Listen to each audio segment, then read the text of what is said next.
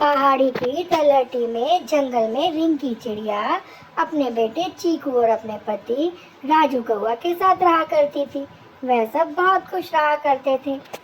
रिंकी चिड़िया ने चीकू को बोला, चीकू बेटा उठो, चलो स्कूल जाना है, देर हो रही है। नहीं माँ, मुझे आज स्कूल नहीं जाना। क्यों चीकू? स्कूल तो जाना पड़ेगा चीकू, क्यों नहीं जाना स्कूल? मम्मा पापा, मेरा बैग फटा हुआ है। स्कूल में सब बच्चे मुझे गरीब गरीब बोलते हैं। देखो ना, गरीब बैग भी नहीं लेके आता, फटा हुआ बैग। मुझे नहीं जाना स्कूल। अच्छा चीकू, कोई बात नहीं, मैं जाता हूँ, लकड़ी काट कर लाता हूँ और उसे बेचकर आज शाम को तुझे नया बैग ले देता हूँ। राजू कौवा जंगल में दूर चला गया लकड़ी काटने के लिए।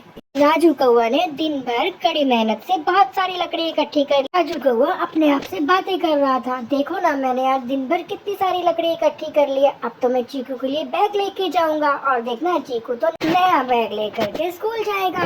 दिन भर राजू कौवा बहुत खुश था। अरे मैंने कितनी सारी लकड़ी जमा कर ली, अब तो मैं ये सारी लकड़ी बेचूंगा। अब देखना मुझे कितने अच्छे पैसे मिलेंगे।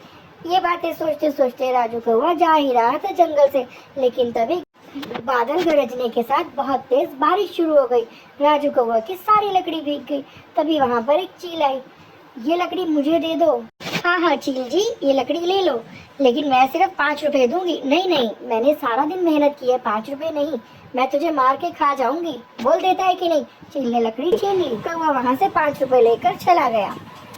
घर आकर उसने बताया, ये देखो लकड़ी बेच दी आपने, मुझे सिर्फ इतने ही पैसे मिले हैं, दिन भर के सिर्फ 5 रुपए। हाँ, वो चतुर चील आ गई थी और वह मुझे मारने की धमकी दे रही थी। अगर मैं उसे लकड़ी ना बेचता तो वह मुझे मारकर खा जाती। हे भगवान, हमारी परीक्षा क्यों ले रहे हो आप? अब तो चीकू का बैग भी नहीं आएगा, इससे तो राशन भी नहीं आएगा। चलो चीकू, मैं तुम्हें स्कूल छोड़कर आता हूँ। राजू कौवा चीकू को अगले दिन स्कूल लेकर गया और वह स्कूल के बाहर छुपकर देखने लगा। क्लास टीचर उससे बहुत डांट रही थी। चीकू, तुम्हारे से एक बैग तो लिया ज्यादा नहीं है क्या? तुम्हारे माँ बाप इतने गरीब है, तुम एक बैग नहीं लेके दे सकते? चीकू जोर जोर से रोए जा रहा था।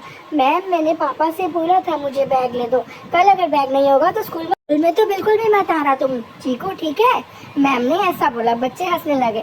चीकू गरीब, चीकू के पास तो बैग भी नहीं है। चीकू बहुत दुखी हुआ। स्कूल की छुट्टी होने के बाद वह पास के जंगल में जाकर बैठ गया और रोने लगा। तभी वहाँ से आवाज आई, चीकू, ओ चीकू, ये आवाज कहाँ से आ रही है? चीकू ने बोला, इधर देखो, मैं पेड़।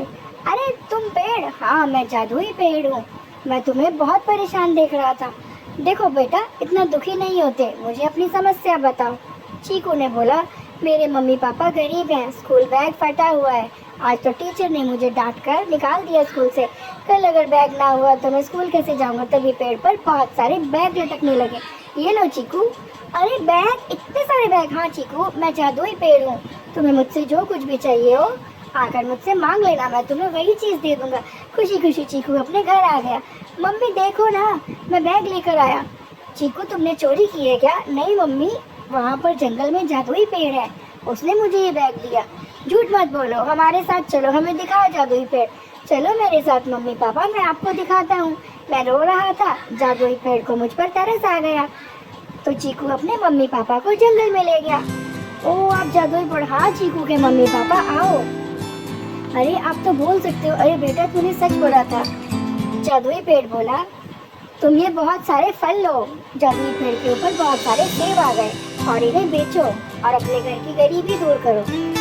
राजू कौवा ने ऐसा ही किया।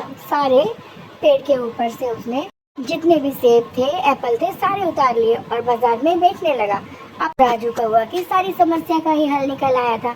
वह सुबह सुबह जाता और पेड़ से बहुत सारे फल तोड़ लाता और बाजार में शाम तक सारे फल बेच देता। अब तो उसके पापा के पास बहुत सारे पैसे आ गए थे। अब तो स्कूल बैग भी चीकू के पास था। अब चीकू को जो भी चाहिए होता उसे वह जादुई पेड़ दे। चीकू जादुई पेड़ से मिलने आया। जादुई पेड़, कैसे हो तुम? हाँ चीकू, तुम बताओ। और चीकू और उसके पापा सारे एप्पल तोड़ के मार्केट में आकर बेचने लगे और अब तो उनके पास बहुत सारे पैसे आ गए थे। चीकू को जो चाहिए था पेड़ दे देता। चीकू अपने परिवार के साथ खुशी खुशी रहने लगा। अब तो उसके मम्मी पापा भी बहुत खुश थे, क्योंकि जादुई पेड़ से तो चीकू की दोस्ती हो गई थी। जादुई पेड़ तो उसका बहुत अच्छा दोस्त बन गया था।